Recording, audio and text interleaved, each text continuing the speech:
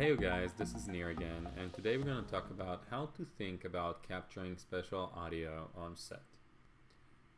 Let's start with so far, to film video, regular video, traditional 2D or flatties, how we in VR call it, this is usually what was the picture. You would have your subjects, your actors, and then you would have usually two cameras, sometimes one, a director and a soundman and all of those people, and a lot happening behind the sets.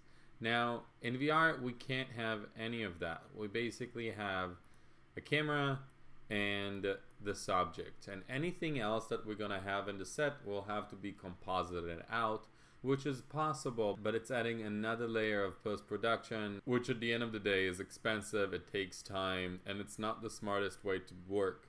So the main two pillars that traditional 2D video was relying on in terms of recording sound was the famous boom or the shotgun mics, which we can't use because we will have to composite it out, and the lavaliere mics. Lavaliere is meaning a microphone that is using a transmission and a receiver, and you would have a small mic that is hidden on the subject. Now the problem of working with those in 360 video, we still work with them in 360 video a fair amount, but first of all, you see everything in 360. So if the subject is turning around, you might see it on its back. It's a lot harder to hide it, and also if we're moving a lot, so later on we're automating that, and that can create a lot of work, and that create also defects in the sound. We will talk about it in this video. So let's just start with thinking, how am I recording spatialized sound? And by the way, this video is going to talk about how we're doing it professionally on the highest quality possible, but we also have a video talking about how to record spatialized sound on budget when we don't have the money for fancy sound recorders. So stay tuned for that. But for the meantime, how do we do it the professional way? I would like to introduce to you the two spatial sound recorders that we're going to focus on in this course. We have the H2N, the Zoom H2N. As you can see, it's a very affordable little buddy. If you've worked with the Google VR cameras, you've probably got one of those in the kit. The H2N is highly useful. It's recording on 4 channels, which later on the computer can be converted to ambisonic. It's recording very high quality, it doesn't cost too much, so very handy on the field. And we also have the 8-ball from Here 360. I'm very excited to tell you that we are collaborating with Here 360 on this course. So we have a whole section about how to use the 8-ball, how to use some of the plugins. They also donated a bunch of templates for ProTools and Reaper for spatial sound. Here 360 are a really great company. They've been pushing the medium forward for a while now. They're working widely with Samsung VR, and the 8-ball is considered to be the best spatial sound recorder out there. It is an omni-binaural microphone, meaning that each one of those orange things has a pair of ears. So you're basically recording left and right 4 times looking in each direction. Therefore, when mixing the sound, it sounds very natural because it has a lot of information and it doesn't use any synthesizing at all. So again, I'm very happy that Here 360 are collaborating with us on this course, and you can find a lot more about how to use those microphones in this course. So let's continue to another example. Here we have an imaginary 360 set. We have the camera in the middle, we have our subjects, and they're moving around. We're at the beach, so we have the ocean, we have some seagulls, maybe we have some kids playing around. How am I going to go about how to capture the sound? Okay, so first of all, we're using a special sound recorder as a base. We're going to lay it underneath the camera. I'm going to take the 8-ball for now, and we're going to lay it underneath the camera. By the way, on the 8-ball, you can see that you have this part that breaks apart, so you can put it on the tripod underneath the camera, so it works perfectly. So we put a spatial sound recorder underneath the camera, but important to say, and this is number 1 over here in things you need to think about, spatial sound recorder is not enough. Because it's spatialized, it is recording a lot of information, meaning that for the same amount that we have our subjects, it will record all the other noise around. Therefore, it's not enough to like sit where the camera is and listen around, because a lot of the times we are just tuning our attention to the subjects and we're not listening how much noise there is around us. But the sound recorder as a machine will record everything equally. So when using spatial sound recorders, you need to think about it as the baseline.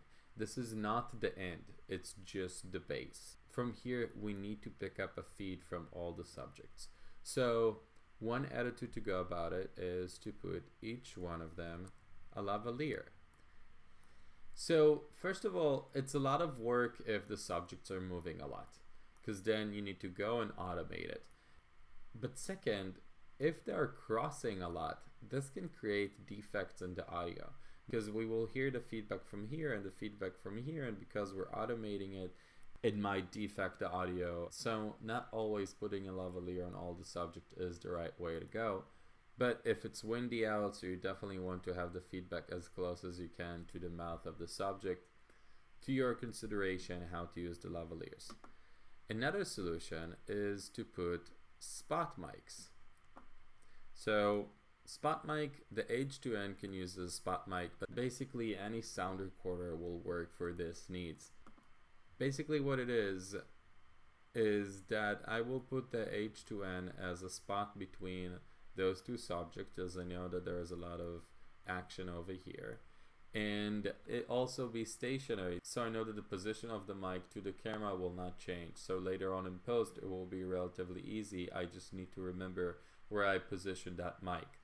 By the way, a great trick to do that is just come closer to the mic and say to the mic, this microphone was in the bag between the two subjects. And then later in post, it will be very easy to arrange that. But again, since we can't have this sound recorder just appears on the set because it's 360 and we see everything, and we don't want to create a bunch of compositing work to our post-pro people, we can hide it in a natural way. Okay, cool. So we know a few things now. We know that I need a spatial sound recorder as a base. It can be the H2N or it can be the 8-ball. And I know that on some subject I would choose to put a lavaliere. In some areas I would want to put a spot mic. And also, very important, the surrounding. Meaning, look around you. You see that you have waves. You hear the seagulls. And I have some sound effects that it will be easier to just go online and search for a sound effect instead of like looking for a seagull and chasing him with a microphone. I have YouTube here for me. And if you see something unique like those two kids that playing in the sand, it will be great to go and take a feedback from them, because this is something that you won't be able to find online, and it will feel very genuine if you have a pickup from them. Alright, so I want to summarize this. We kind of got a general picture about how to think about recording spatial audio.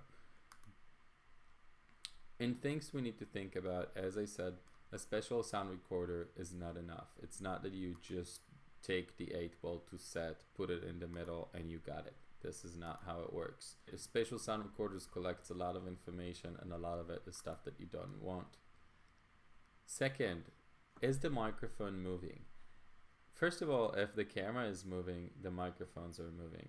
And if they're moving, you're in a high risk of hearing a lot of shaking. Anything that touches the microphone will destroy your sound. So it's important that if our camera is moving, our sound recorder will be secured to it. And honestly, if the camera is moving, I won't even put a spatialized sound recorder on it. I will rely on the camera sound to give me an indication of what is happening around. And I will put a bunch of spots recording all around. So 3, are the actors moving? So again, if our subject is moving with the lavaliere, it can create defects in the sound later on in the mixing. So know the blocking, know where the actors are moving, and then position your mics accordingly. Fourth, always back up, meaning don't rely on one thing. Same as you're not relying on the spatial sound recorder to be your everything. You want to put lavaliers on the actors. You want to put a spot next to it, even though you have a lavalier on the subject. You never know, things are muffly, things are moving, things will hear differently on the mix. You always want to have backups, especially in a 360 set when you have so many things moving around. Do not count on camera sound. So I don't want to rain on anyone's parade, but almost every camera's sound recorders are not enough. Kandao has a reference sound in the camera, but does not have spatialized sound. Insta360 Pro does have a spatial sound recorder, but because the camera is using internal fans, you would hear the fans in the recording. You do have a plugin that you can download from their website to erase that noise, which is great that they have it, but I do gotta say that you don't want to rely on that, especially not as your only source, probably not even as your spatial sound recorder. And the GoPro Fusion, lastly, actually they're pretty surprising with their microphone abilities, but again, I wouldn't just rely on that. Okay, so I want to finish with an example. This is a project that I directed a few years back to MAD, which is Mothers Against Drunk Driving in Canada. What you have over here is a simulation of a drunk driving. So you are the driver and we have actors over here and we're gonna drive and the driver is drunk. Now, what I want to show you about this is that since we didn't have a place to position mics at all, we used the 8-ball and put it behind the subject. So behind the chair over here. But the problem about it, as I told you before, is that it captured all the sound. It was way too shaky. A lot of things are moving in the car that you don't pay attention to, and it was definitely hard to hear the subjects. Luckily, we had 2 lavaliers on each one of them, and since they're not moving because they're sitting down, it was pretty easy to spatialize it. It is 4 channels on YouTube, so you can't hear it too much, but you hear the left and right quite clearly. And the sound, we just took music and kind of muffled it around and positioned it where the speakers would go. EQ it a little bit. And honestly, the spatial sound recorders, you saw that this car moved. So sometimes when it didn't shake, this is where we used the spatial sound recorder. Most times we just used it as an indicator to when the car is passing by and downloaded a sound effect and position it over there. So for this example, the spatial sound recorders failed us miserably only because we didn't secure it properly to the chair, and also there's just so many things moving in a car that it was too loud. But it worked out because the lavalier saved our day. Okay. So what we have next, we're gonna have a video about how to record the spatial sound on budget when we don't have the money to get the 8-ball or buy 6th H2N to put in all corner of our setting. So see you on the next video.